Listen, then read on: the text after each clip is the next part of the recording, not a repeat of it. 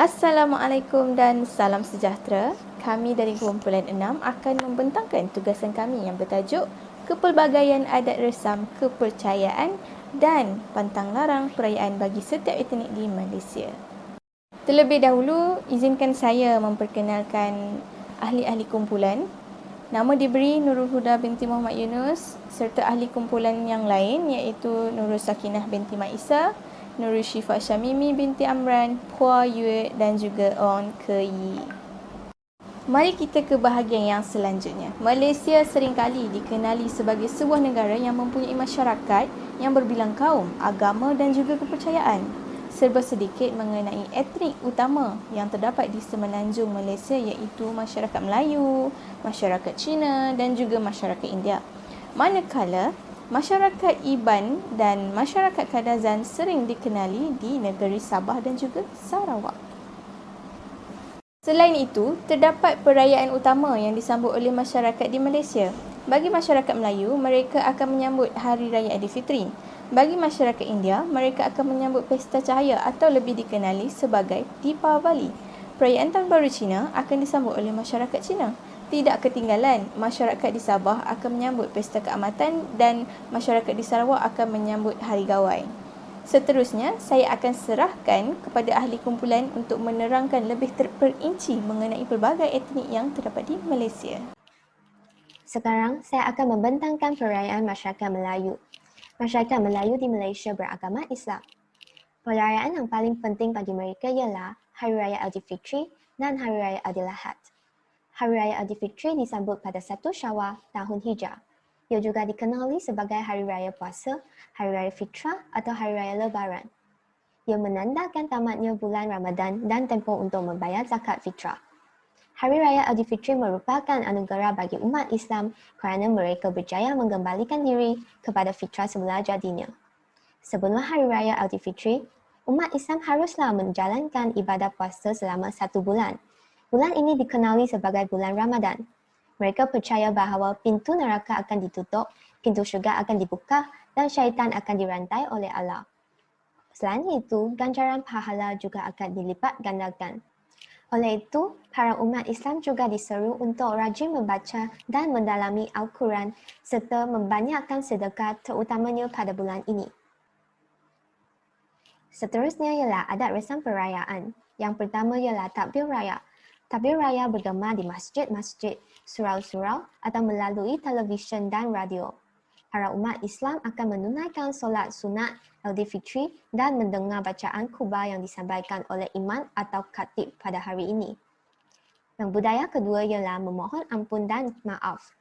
Mereka akan bersalaman dengan ibu bapa, ahli keluarga atau saudara mara untuk melupakan kesilapan antara satu sama lain. Yang seterusnya ialah budaya menziarahi. Mereka akan berkunjung ke rumah saudara mara dan rakan taulan. Selain itu, mereka juga akan menziarahi dan membersihkan pusara ahli keluarga yang telah meninggal dunia dan menghadiahkan surah Al-Fatihah. Akhirnya, pemberian duit raya. Amalan ini juga dianggap sebagai ibadah sedekah. Mereka percaya bahawa amalan ini dapat membuka pintu rezeki dan menzahirkan rasa gembira, syukur dan hormat antara ahli keluarga. Pada Hari Raya Aidilfitri, masyarakat Melayu juga akan menyediakan juada dan kuih raya seperti ketupat, sate, rendang, lemang dan sebagainya. Pakaian tradisi yang dipakai oleh lelaki ialah baju Melayu. Baju Melayu dilengkapi dengan songkok dan lilitan songket di bahagian pinggan. Bagi perempuan, baju kebaya dan baju kurung dipakai. Seterusnya ialah Hari Raya Aidilahad. Hari Raya Aidilahad disambut pada 10 Zulhijjah. Ia juga dikenali sebagai Hari Raya Haji atau Hari Raya Korban. Hari Raya Aidilahad merupakan perayaan untuk bersyukur dan menghayati perjuangan Islam. Perayaan ini penting untuk mengingati umat Islam tentang sejarah pengorbanan Nabi Ibrahim yang sanggup menyembelih anak kesayangannya, Nabi Ismail, kerana ketaatan kepada perintah Allah. Adat resam Hari Raya Aidilahad agak sama dengan Hari Raya Aidilfitri. Keistimewaannya ialah ibadah korban. Mereka menyembelih korban iaitu kambing, lembu atau kerbau dan mendermakan daging-daging korban tersebut kepada golongan miskin atau umat Islam yang sedang ditimpa musibah. Perayaan ini mengingatkan masyarakat supaya sudi untuk bersedekah dan membantu golongan yang kurang bernasib baik. Assalamualaikum, saya Nurul Sakina akan membentangkan tentang perayaan masyarakat kaum Cina, iaitu dikenali sebagai Tahun Baru Cina. Tahun Baru Cina juga dikenali sebagai Festival Musim Bunga, Siolal dalam bahasa Koreanya dan Tet dalam bahasa Vietnam. Ia menandakan kedatangan Tahun Baru Cina mengikut kalender mereka, iaitu bermula dengan bulan baru pertama dan berakhir 15 hari kemudian pada bulan penuh pertama. Mengikut kepercayaan masyarakat Cina, terdapat asal-usul perayaan tersebut bermula pada beribu-ribu tahun dahulu. Terdapat seekor binatang yang bernama Nian telah membuat kekacauan di sebuah kampung di tanah besar Cina. Yang lebih teruknya lagi, Nian telah menjadikan manusia sebagai makanannya. Jadi, penduduk kampung tersebut berusaha mencari cara untuk mengusir Nian dan akhirnya berjaya dengan membakar mercun dan bunga api. Malah mereka mewarnakan semua keliling rumah mereka dengan berwarna merah. Seperti perayaan kaum lain juga, terdapat adat resam dan pantang larang perayaan Tahun Baru Cina. Kedengaran bunyi mercun dan bunga api di ruang angkasa merupakan tanda simbolik kepada masyarakat Malaysia kerana ia menandakan tradisi kaum Cina meraihkan perayaan mereka berdasarkan asal-usul perayaan tersebut. Setelah itu, semua ahli keluarga akan berkumpul untuk makan bersama-sama dan mereka disarankan untuk tidur lewat kerana dipercayai ia dapat memanjangkan usia orang tua mereka. Setelah dengan itu diikuti pula dengan adat yang ditunggu-tunggu oleh saudara mara yang belum berkahwin, iaitu adat memberi ampau. Ampau bermaksud kesejahteraan yang berpanjangan yang akan diberikan oleh ahli keluarga yang telah berumah tangga. Ampau harus diberikan dalam jumlah yang genap kerana mengikut kepercayaan mereka, genap bermaksud yang lebih sempurna. Dari aspek pemakaian pula, mereka dilarang untuk memakai berwarna putih atau hitam kerana ia merupakan warna berkabung. Tema Tahun Baru Cina pastinya merah kerana dipercayai membawa tuah, malah kediaman mereka juga dihiasi dengan warna merah. Di sini saya akan terangkan tentang pantang larang semasa tempoh perayaan Tahun Baru Cina bermula. Kaum Cina akan mengelakkan diri mereka daripada bersarapan dengan bubur kerana mereka percaya ia akan menyebabkan seseorang itu menjadi miskin. Malah, terdapat juga adab ketika menggunakan penyepit di mana kita dilarang untuk mencucuk penyepit di atas mangkuk nasi dalam keadaan melega kerana ia terlihat seperti membakar setanggi untuk memperingati orang yang sudah tiada. Kebiasaannya, kaum Cina akan membersihkan rumah mereka sebelum masuk Tahun Baru Cina, bertujuan untuk membuang segala pengalaman lama yang tidak baik, menyakitkan hati atau tidak membawa tuah. Malah mereka melarang menyapu sampah kerana dipercayai ia dapat menghalau tuah. Selain itu, mereka melarang seseorang memecahkan barang seperti pinggan kaca, tembikar, cawan atau mangkuk kerana dipercayai tuan rumah akan kehilangan kekayaan. Namun, mereka akan mengelakkan diri mereka daripada marah atau bercakap kasar pada hari perayaan tersebut kerana ia dipercayai akan membawa malang. Bagi masyarakat India yang beragama Hindu, mereka akan menyambut perayaan Deepavali. Perayaan ini disambut pada hari ke-14 mengikut kalender Tamil, iaitu di antara bulan Oktober dan juga bulan November.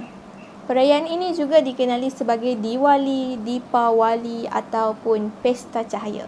Perayaan ini disambut sebagai tanda kemenangan oleh kuasa kebaikan terhadap kuasa kejahatan. Secara tersiratnya, perayaan ini adalah perayaan yang di mana menyemai nilai-nilai positif dalam membentuk perkembangan rohani. Antara adat resam yang terdapat dalam perayaan Deepawali ialah yang pertama, melakukan upacara mandi bijan pada pagi hari raya. Ianya sebagai tanda penyucian badan dan memperoleh semangat. Seterusnya, masyarakat India akan menghiasi rumah dengan kolam atau ranggoli yang dikenali sebagai hiasan lantai. Ia dipercayai sebagai pemberi rahmat dan keselamatan kepada seluruh ahli keluarga. Yang terakhir, upacara memasang pelita. Upacara ini dilakukan oleh seluruh ahli keluarga. Upacara ini agak menarik kerana pelita itu akan disusun dalam bentuk barisan sebagai tanda menyambut kedatangan Dewa Kemakmuran dan Kekayaan iaitu Dewi Lakshmi. Antara perayaan lain yang disambut oleh masyarakat India ialah Hari Thaipusam dan juga Hari Thaiponggal. Hari Thaipusam disambut di kuil-kuil Subramaniam ataupun Dewa Muruga. Perayaan ini merupakan hari untuk mereka menunaikan nazar ataupun menebus dosa. Adat resam yang masih diamalkan sehingga kini ialah membawa susu dalam belanga tembikar ataupun belanga aluminium dari luar kuil hingga ke dalam kuil. Akhir sekali, Hari Thaipunggal merupakan perayaan menuai dan masak padi baru serta memuja semangat padi.